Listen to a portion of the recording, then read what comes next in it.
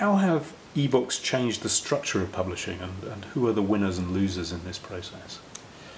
Well, it's the real winners are Apple, Amazon, and potentially Google. The real losers are bookshops and, to an extent, book distributors and book publishers. But we need to bear in mind that this is not necessarily a function of a technological change. It's possibly a function of a cultural change in our relationship to reading and to books, and the degree to which we value culture. And that's being played out through changes in technology and business. But clearly Apple, with all its online activity, takes around 30% of the cost of anything that's distributed. Amazon has a different way of selling books, where it can set the price of books. With Apple's iBooks, the publisher sets the price and Apple takes a fixed commission. Amazon can discount those books considerably, and through doing that it can affect publishers' success to a considerable extent. So in a way, the advantage... To some extent, Amazon is taking the decisions publishers used to take. To a considerable extent, and Amazon is really able to twist the arms of publishers much more than any single organisation's been able to do before, which is problematic. But in a way, what's happened, and is what's happening in every media industry, is that the ease of use and the quality of experience that one has from what you could nominally call the ICT industries is pervading music, time-based media, television and film, and books. And the advantage is going to the companies which are able to bring those qualities to the experience that media consumers, for want of a better term, have.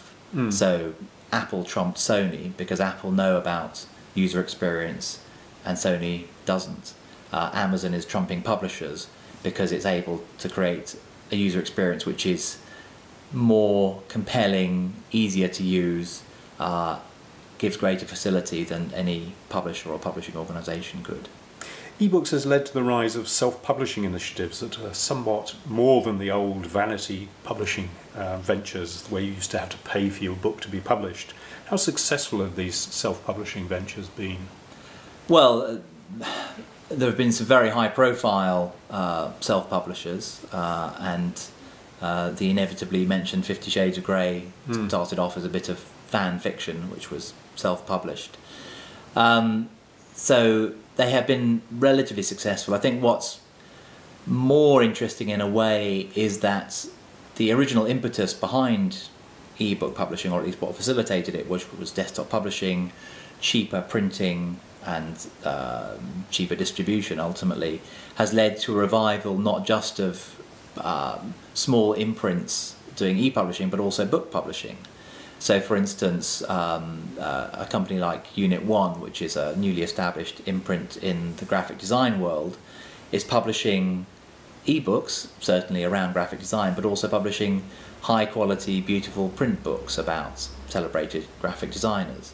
And I think the interesting thing there is that, in a way, the new technologies are enabling an old industry to be better and to be more competitive, as well as enabling new industries. So what will happen to print? You've been hinting at it there, as the e-book begins to replace much of what was previously only found in print.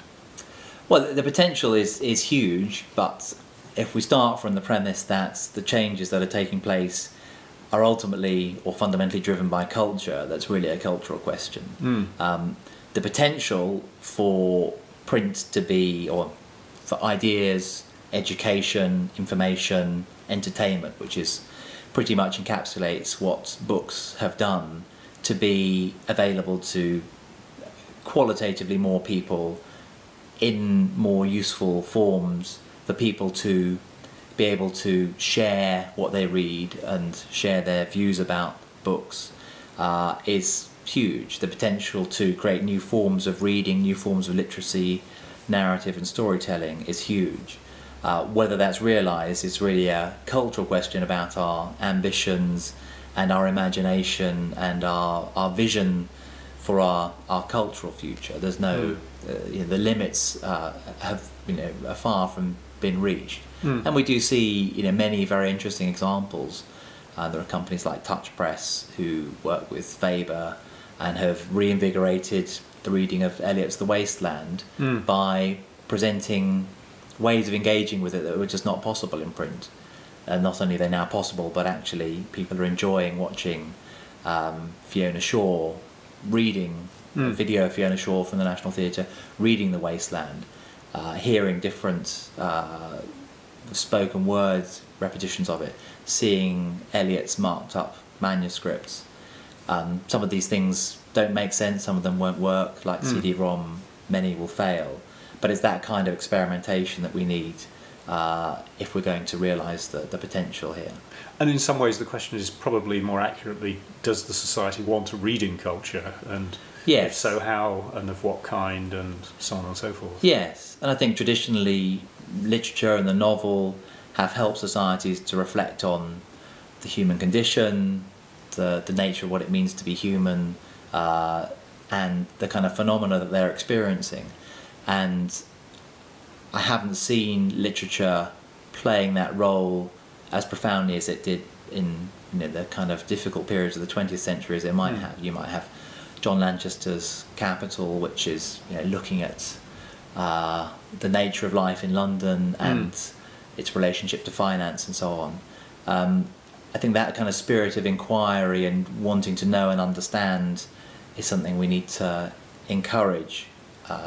And if it's more prevalent, I think we'll actually see more imaginative experimentation with forms of literature. Nico, thanks for talking to me today. Thank you.